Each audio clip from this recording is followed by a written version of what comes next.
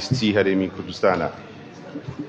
لای هەمووان ڕوونە هەرێمی کوردستان لە سەرچاوە دەوڵەمەندە و خاوەنی سەرچاوەی گرنگی وەکو زەوی کشتوکاڵی و کانزا و نەوت و ئاو و چەندین سەرچاوەی ترە.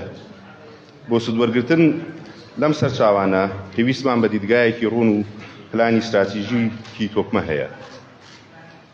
هەر لەم چوارچێوەیەدا وەزارەتی پلاندانان لە ساڵی پارەوە بە هەمانگی لەگەڵ وەزارەتە بەڕێزەکاندا و وەزارەتە پەیوەندیدارەکان سەرقاڵی ئامادەکردنی دیدگای 20 هەرێمی کوردستانە و لە ئێستادا ڕەشنووسی ئەم دیدگایە ئامادەیە.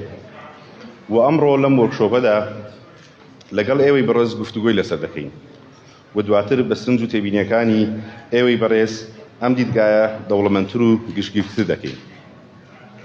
وەلایەندەیەکی نزیکیشدا لەلایەن بەڕێز وەزیری پلاندانانەوانێ پێشکەش بە ئەنجومەنی وەزیران دەکرێت بە مەبەستی پەسەندکردنی.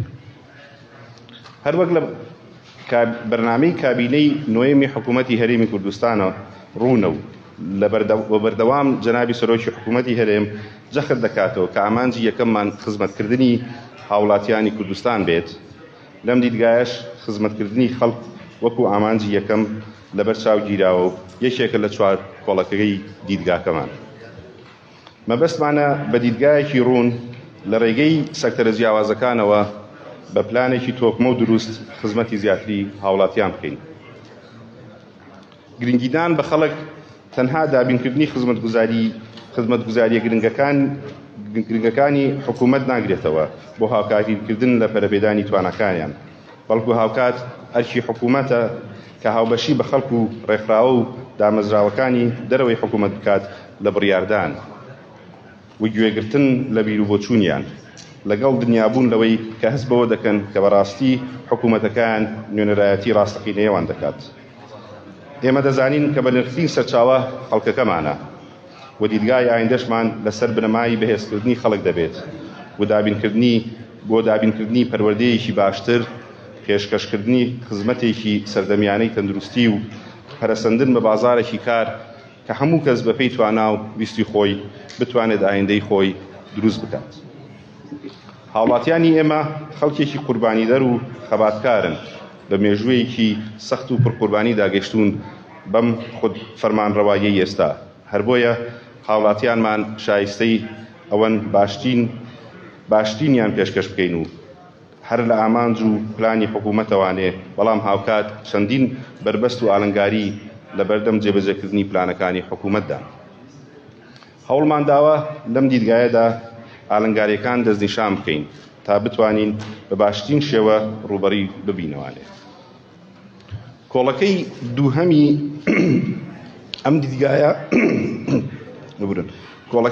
ئەم دیدگایە کەرتی گشتی و حکومڕانیە. پاشان لە کۆڵەکەی سێهەم باسی ئابووری و بەرهەمداری دەکەین کە پێرەبێدانی کەرتی تایبەت ناوکی ئەم بەشەیە و بەشی چوارەمی دیدگاگەشمان تەرخان کراوە بە ژینگە. دیدگا و سیاسەتەکانمان کە لەم لە بەڵگەنامەیەدا پێشکەش دەکرێت سەرەتایەکن بۆ بەڕێکداربوونەوەی گرفتەکان. لە سەردەمی دەلەڕاوکێ و ناسەقامگیری سیاسیدا سەقامگیری هەرێم یارمەتیدەر دەبێت بۆ پەرەپێدانی هەرێمی کوردستان وەکو دەروازەیەکی گرنگ لە ڕۆژهەڵاتی ناوەڕاستدا.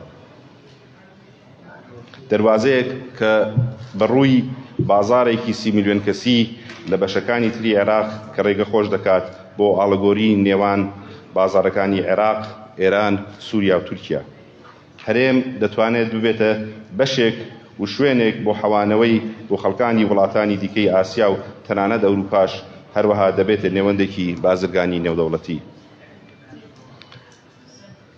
ئەم دیدگایەمان لەسەر بنەمای زۆرترین ڕاوێژکاری و وردبوونەوە لەگەڵ لایەنە پسپۆڕەکانی پەرەپێدان، ئاژانسە نێودەوڵەتیەکان و وەزارەتەکان پەرەپێداوە. لە ساڵی پارەوە 2 لیژنەی لەسەر ئاستی وەزارەت و دەستەکانی حکوومەتی هەرێمی کوردستان پێکهاتوو کە بریتین لە لیژنەی باڵا و لیژنەی جێبەجێکار. لیژنەی جێبەجێکار پێکهاتووە لە نوێنەرانی سەرجەم وەزارەت و دەستەکانی حکوومەتی هەرێمی کوردستان و هاوکات سەندیکا و ڕێکخراوە پەیوەندیدارەکانی هەرێمی کوردستانیش نوێنەریان هەیە لەم لیژنەیەدا. لیژنەی باڵاش بە سەرۆکایەتی بەڕێز وەزیری پلاندانانە و ئەندامێتی بریکارەکانی ژمارەیەک لە وەزارەتە پەیوەندیدارەکان. دەستپێکی کارەکان بەشیکردنەوە و دیراستکردنی باری ئێستای کوردستان بە تایبەتی ئەو چەلەنجانەی بەڕۆڕوومان بۆتەوە لە سەکتەرە جیاوازەکان و لە قۆناغی دواتردا لە دەرەنجامی چەند کۆبوونەوە و گفتوگۆی چڕ و پڕ و وەرگرتنی ڕاو سرنجی نوێنەرانی وەزارەتەکان و پسپۆڕە ئاژانسە نێودەوڵەتیەکان و بیانیەکان ڕەشنووسی دیدگای بیستی ئامادەکراوە. ئێستاش چاومانەوەیە لە ڕێگەی سرنج و تێبینی بەڕێستانەوە ئەم دیدگایە دەوڵەمەندتر بکەین. لە کۆتاییدا بە پێویستی دەزانم کە سوپاسێکی تایبەتی ڕێکخراوی UNDP بکەین هەر لە سەرەتای ئەم پرۆسەیەوە و هاوکاری تەکنیکی و مادی کە پێویستیان پێشکەش بە وەزارەتی پلاندانان کرد و سوپاسی تایبەتیشمان بۆ خانوو زینە عەلی کە وەکو سەرۆکی ئەم ڕێکخراوە ئەمڕۆ ڕێرە لەگەڵمان بەشدارە و بەردەوام هەماهەنگیکار و هاوکاری باشمانن لە پلان و پرۆژەکانماندا. سپاس و ماندووبوونی یەکە بە یەکەی ئەندامانی لیژنەی جێبەجێکار دەکەم کە بێگومان ئەم دۆکیومنتە بەرهەمی ئەرک و ماندووبوونی ئەوانە. دوو کەس داینەمۆی ئەم بەرهەمەن کە ئەوانیش خات و سندوس لە ڕێکخراوی UNDP و کاک حەیدەر مستەفا بەڕێوەبەری گشتی پرۆژەکان بەڕێوەبەری گشتی پلانی استراتیژی لە وەزارەتی پلاندانانە. بە ناوی خۆم و وەزیرەوانێ سوپاس و پێزانینیان دەکەم و هیوادارم سەرکەوتوو بن. دووبارە بەخێر بێن و زۆر سوپاس. ئێستاش داوا لە خات و زینە دەکەم وەکو سەرپەرشتیاری ڕێکخراوی UNDP لە عێراق کە بفەرمێت بۆ پێشکەشکردنی وتارەکەی. زۆر سوپاس.